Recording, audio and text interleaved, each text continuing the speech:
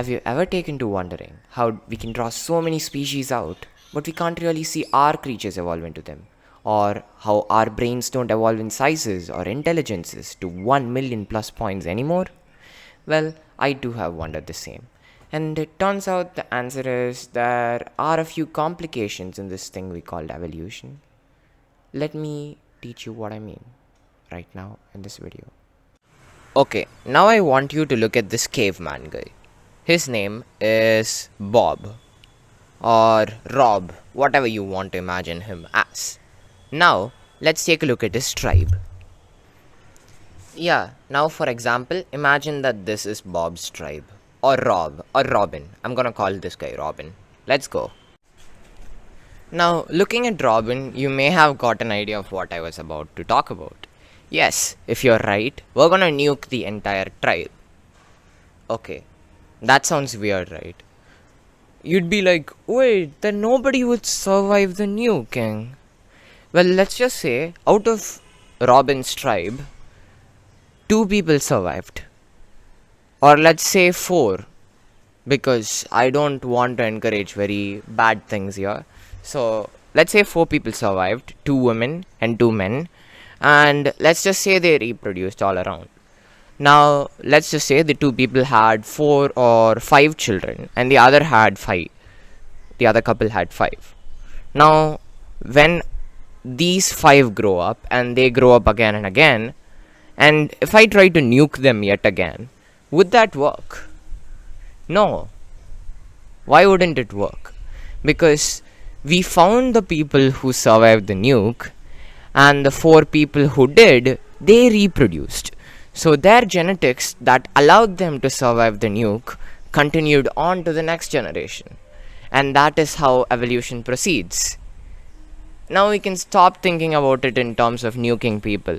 We can start thinking about it in terms of intelligence.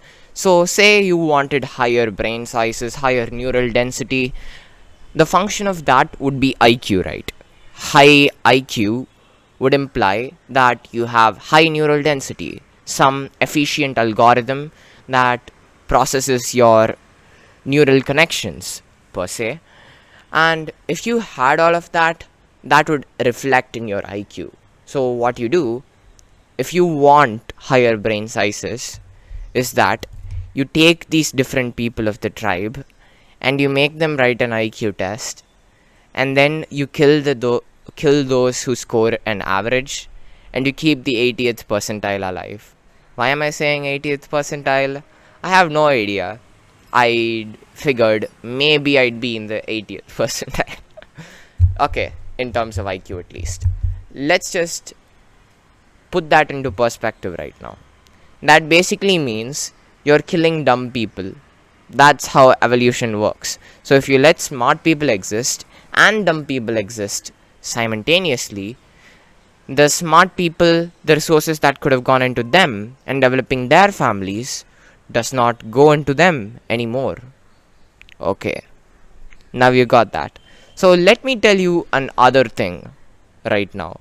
If evolution had to occur, this has to happen. So what I'm trying to show you right now is that the dude with the most top level genetics like IQ and body genetics and longevity needs to have someone who is equally as intelligent or even more so. Let's even say that this one guy who is really smart in the tribe, like he's the smartest, he needs to get all of the mating opportunities. So that's how this would happen. Like, that is one way of it happening. Let me put that into perspective right now.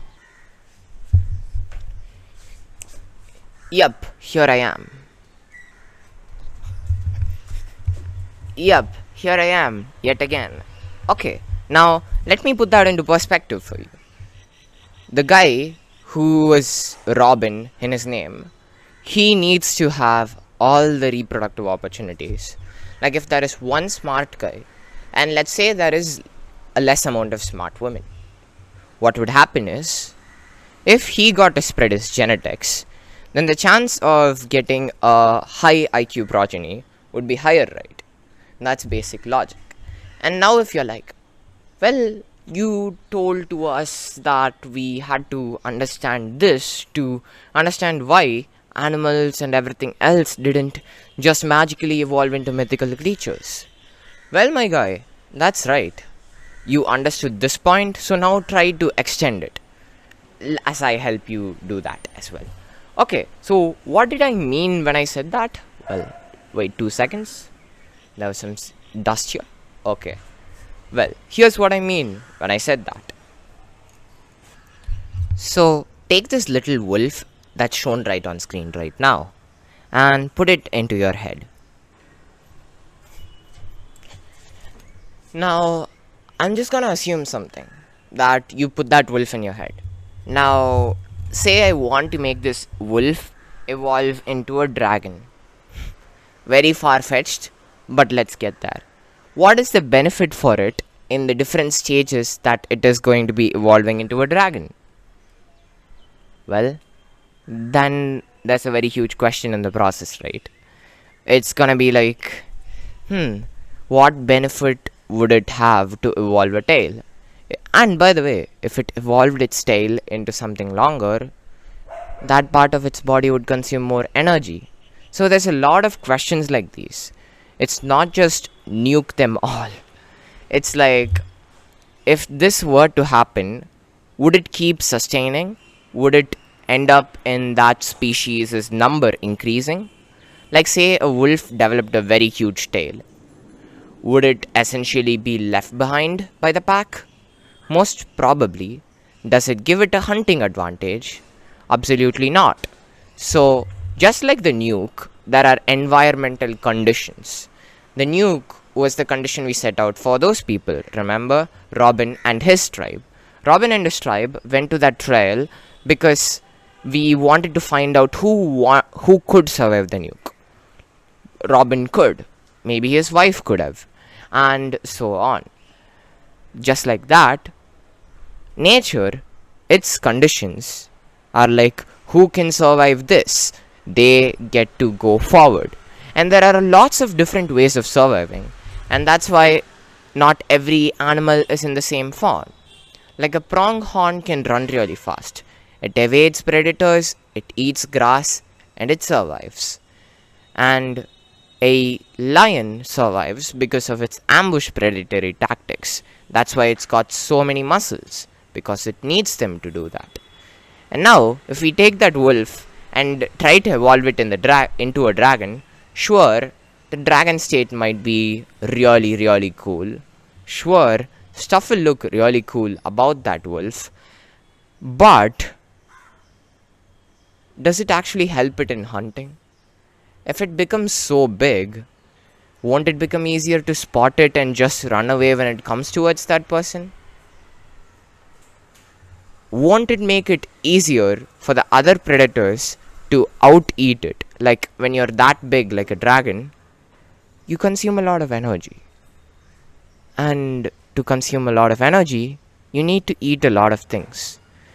But if people can see you and run away, then you can't eat those people. I think you're starting to get my point. This is the idea of natural selection. And that is why neither humans, nor wolves, nor any other species can evolve into the fantastical species that we wish they were. Like say a kraken. A kraken could very well happen because in the depths of the sea, there is this factor called buoyancy.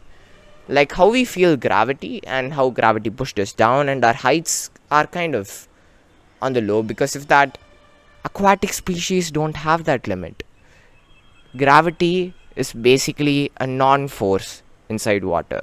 That's why you can swim. And water pressure is there, but the buoyancy compensates it for those species. And what happens as a result of that is that you see giant mammoths like the sperm whale, like the Orcanus, like a lot of other things. But the Orcanus is a bad example, but the sperm whale was a good one. That's literally the reasons behind this.